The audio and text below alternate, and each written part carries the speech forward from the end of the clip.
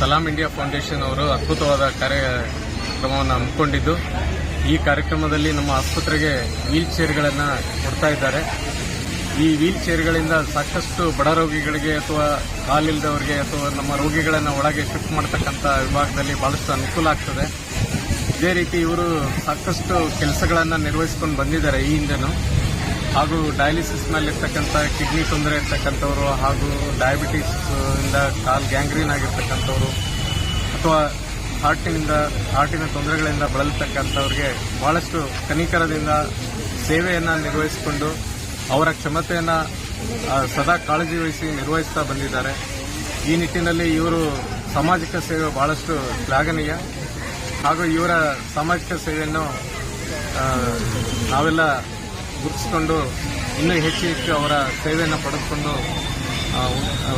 ಉತ್ತಮ ಕಾರ್ಯಕ್ರಮಗಳಲ್ಲಿ ಭಾಗವಹಿಸೋಣ ಅಂತ ಹೇಳಿ ಹೆಚ್ಚಾಗಿ ನೀವೇನು ಹೇಳಕ್ ಬರ್ತದೆ ಸರ್? ನಮಸ್ತೆ ಸರ್. ಇವತ್ತು ಸಲಾಂ ಇಂಡಿಯಾ ಫೌಂಡೇಶನ್ ಅವರು ನಮ್ಮ ತಾಲೂಕು ಕೇಂದ್ರ ಆಸ್ಪತ್ರೆ ಆಗಿರಲಿ, ಪ್ರಾಥಮಿಕ ಆರೋಗ್ಯ ಕೇಂದ್ರ ಆಗಿರಲಿ, ಉಪಕೇಂದ್ರಗಳಿಗೆ ಏನೋ ವೀಲ್ ಚೇರ್ಗಳನ್ನು ಪ್ರೊವೈಡ್ ಮಾಡ್ತಿದ್ದಾರೆ. ಇದು ತುಂಬ ಖುಷಿಯಾದ ವಿಚಾರ. ಯಾಕಪ್ಪ ಅಂದರೆ ತುಂಬ ಜನಕ್ಕೆ ನಮ್ಮ ಆಸ್ಪತ್ರೆಯಲ್ಲಿ ಇರ್ತವೆ, ಆದ್ರೂ ಅವರ ಸೇವೆ ನಾವು ಇಷ್ಟಪಡ್ತಿದ್ದೀವಿ. ಯಾಕಂದರೆ ತುಂಬ ಕಡೆಗೆ ಇರೋದಿಲ್ಲ, ಅವೆಲ್ಲ ಜನ ಉಪಯೋಗಿಸ್ಕೊಳ್ಳೋಕ್ಕೆ ಕೊಡ್ತಾರೆ. ಇದೇ ಒಂದೇ ಅಂತಲ್ಲ, ವೀಲ್ ಚೇರ್ ಎಲ್ಲ ಬೇರೆ ಬೇರೆ ವಿಷಯ ಸಂಬಂಧಪಟ್ಟಂಗೆ ಡಯಾಲಿಸಿಸ್ ಟ್ಯಾಬ್ಲೆಟ್ಸ್ ಆಗಿರಲಿ, ಕ್ರಾನಿಕ್ ಇಲ್ನೆಸ್ ಇರ್ತಕ್ಕಂಥ ಪೇಷಂಟ್ಸ್ಗಳಿಗೆ ಕೇರ್ ಟೇಕಿಂಗ್ ಆಗಿರಲಿ, ಏನಾದರೂ ಬೇಕಾದರೆ ಔಷಧಿ ಮದ್ದುಗಳನ್ನು ಅವರು ಪ್ರೊವೈಡ್ ಮಾಡ್ತಾ ಇರ್ತಾರೆ. ಇದೇ ಥರನೇ ಮುಂದುವರ್ಸ್ಕೊಂಡು ಹೋಗಲಿ, ಸಮಾಜ ಸೇವೆ ಮಾಡಲಿ. ನಮ್ಮ ಆಸ್ಪತ್ರೆಗೂ ಮತ್ತು ಜನಕ್ಕೂ ಕೂಡ ಅವರಿಂದ ತುಂಬಾ ಸೇವೆ ಸಿಗ್ತಾ ಇದೆ. ಇದೇನೇ ಮುಂದುವರ್ಸ್ಕೊಳ್ಳಿ ಅಂತ ಕೇಳ್ತೀವಿ ಸರ್. ಕೋಟೇಶ್ವರ ಹೇಳಿ ಸರ್. ನಮಸ್ಕಾರ. ಇಲ್ಲಿ ಈ ದಿನ ಸಲಾಂ ಇಂಡಿಯಾ ಫೌಂಡೇಶನ್, ಸ್ವಲ್ಪ ಜೋರಾಗಿ ಹೇಳಿ. ಸಲಾಂ ಇಂಡಿಯಾ ಫೌಂಡೇಶನ್ ಅವಶ್ಯಕತೆ ಇರುವಂತವ್ರಿಗೆ ವೀಲ್ ಚೇರ್ಗಳನ್ನು ಪ್ರೊವೈಡ್ ಮಾಡ್ತಾ ಇದ್ದಾರೆ. ಈ ಮುಂಚೆ ಇದೇ ಥರ ಅವರು ಬರಗಾಲದಲ್ಲಿ ನೀರಿನ ಕೊರತೆ ಅಥವಾ ನೀರಿನ ಒಂದು ಸಪ್ಲೈ ಮೂಲಕ ಸಪ್ಲೈ ಮಾಡುವಂಥದ್ದು, ಆಮೇಲೆ ಫುಟ್ಪಾತಲ್ಲಿ ಇರ್ತಕ್ಕಂಥ ನಿರ್ಗತಿಕರು ಅಥವಾ ಬಡವರು ಆ ಥರದವರಿಗೆ ಬ್ಲ್ಯಾಂಕೆಟ್ ಅನ್ನು ಒದಗಿಸೋದು, ಫುಟ್ಪಾತಲ್ಲಿ ವ್ಯಾಪಾರ ಮಾಡ್ತಕ್ಕಂಥ ಜನರಿಗೆ ಛತ್ರಿಗಳನ್ನು, ಇಂಥದ್ದೆಲ್ಲ ಸಾಕಷ್ಟು ಅನೇಕ ಸಮಾಜಮುಖಿ ಕೆಲಸಗಳನ್ನು ಈ ನಮ್ಮ ಫೌಂಡೇಶನ್ ಮಾಡ್ತಾ ಇದೆ. ಸೊ ಇವತ್ತಿನ ದಿನ ಇಲ್ಲಿ ನಮ್ಮ ಸದಸ್ಯರೊಬ್ಬರು ಆಸ್ಪತ್ರೆಗೆ ಬಂದಾಗ ಅವ್ರ ಸಹೋದರಿ ಕರ್ಕೊಂಡ್ಬಂದು ವೀಲ್ ಚೇರ್ ಅವಶ್ಯಕತೆ ಇತ್ತು, ಅವರಿಗೆ ವೀಲ್ ಚೇರ್ ಲಭ್ಯ ಸಿಗಲಿಲ್ಲ ಅವತ್ತು. ಸೊ ಇದನ್ನ ಡಾಕ್ಟರ್ಸ್ ಆಗಲಿ ಅಥವಾ ಯಾರೂ ಅವ್ರಿಗೆ ಅಪ್ರೋಚ್ ಮಾಡಿಲ್ಲ. ಅವರು ಸ್ವಂತ ನಾಲೆಡ್ಜಿಗೆ ಬಂದ ತಕ್ಷಣ ಈ ಒಂದು ಕೆಲಸವನ್ನು ಅವರು ಕೈಗೆತ್ಕೊಂಡು ವಿತಿನ್ ಎ ವೀಕಲ್ಲಿ ಇದನ್ನು ಇಂಪ್ಲಿಮೆಂಟ್ ಮಾಡಿ, ಪ್ಲಾನಿಂಗ್ ಮಾಡೋದು ಭಾಳ ಈಸಿ, ಇಂಪ್ಲಿಮೆಂಟ್ ಮಾಡೋದು ಭಾಳ ಕಷ್ಟ ಈಗಿನ ಪರಿಸ್ಥಿತಿಯಲ್ಲಿ. ಸೊ ಅದನ್ನು ಅವರು ಸ್ವತಃ ಮನವರಿಕೆ ತಗೊಂಡು ಅದರ ಅವಶ್ಯಕತೆ ಇದೆ ಅಂತೇಳಿ ಇವತ್ತಿನ ದಿನ ವೀಲ್ ಚೇರ್ಗಳನ್ನು ಪ್ರೊವೈಡ್ ಮಾಡ್ತಾ ಇದ್ದಾರೆ. ಯಾರಿಗೆ ಅವಶ್ಯಕತೆ ಇದೆ ಅವರಿಗೆ ಉಪಯೋಗಿಸ್ಕೊಳ್ಳಿ ಸರ್. ಇದೇ ರೀತಿ ಬೇರೆ ಯಾವುದೇ ರೀತಿಯ ಅವಶ್ಯಕತೆಗಳು ತಮ್ಮ ಗಮನಕ್ಕೆ ಬಂದರೆ ನಮ್ಮ ಫೌಂಡೇಶನ್ ಸದಸ್ಯರಿಗೆ ಮಾಹಿತಿ ಕೊಟ್ಟರೆ ಕೈಲಾದ ಸಹಾಯವನ್ನು ಅವರು ಒಂದು ಸರ್ವಿಸ್ ಕೊಡ್ತಾರೆ ಸರ್. ನಿಮಗೆ ಅವಶ್ಯಕತೆ ಇದ್ರೆ ಅವ್ರ ಗಮನಕ್ಕೆ ತಂದ್ರೆ ಕೈಲಾಗಿದ್ದೆಲ್ಲ ಅವ್ರು ಮಾಡ್ತಾರೆ. ಫೌಂಡೇಶನ್ ವತಿಯಿಂದ ತಮ್ಮ ಗಮನಕ್ಕೆ ತರಕ್ಕೆ ಇಷ್ಟ. ಈಗ ಇದು ಐಡಿಯಾ ಪ್ಲಾನ್ ಯಾರಿಗೆ ಬಂದದ್ದು?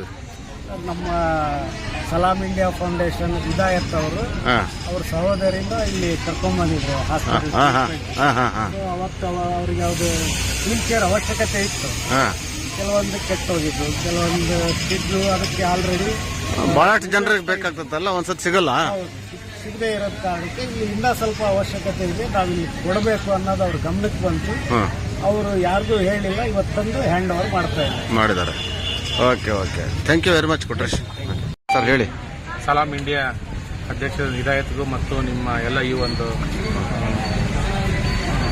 ಕೊಡ್ತಿರ್ತಕ್ಕಂಥ ಎಲ್ಲ ಸದಸ್ಯರಿಗೂ ನಾನು ಏನು ಹೇಳ್ತೀನಿ ಅಂದರೆ, ನೀವು ಕೊಟ್ಟಿರ್ತಕ್ಕಂಥದ್ದು ಆರೋಗ್ಯಕ್ಕೆ ಸಂಬಂಧಪಟ್ಟದ್ದು ಕೊಟ್ಟಿದ್ದೀವಿ. ಎಲ್ಲರೂ ಆರೋಗ್ಯ, ಯಾಕಂದರೆ ಕೆಲವರು ಎರಡು ಮೂರು ಪೇಷಂಟ್ ಬಂದಾಗ ಇಲ್ಲಿಂದ ಹೊರಗೆ ಹೋಗ್ಲಿಕ್ಕೆ ತೊಂದರೆ ಆಗುತ್ತೆ. ಇದೊಂದು ಒಳ್ಳೆ ವಿಚಾರಣೆ ನೀವು ಮಾಡಕತ್ತಿರೋದು.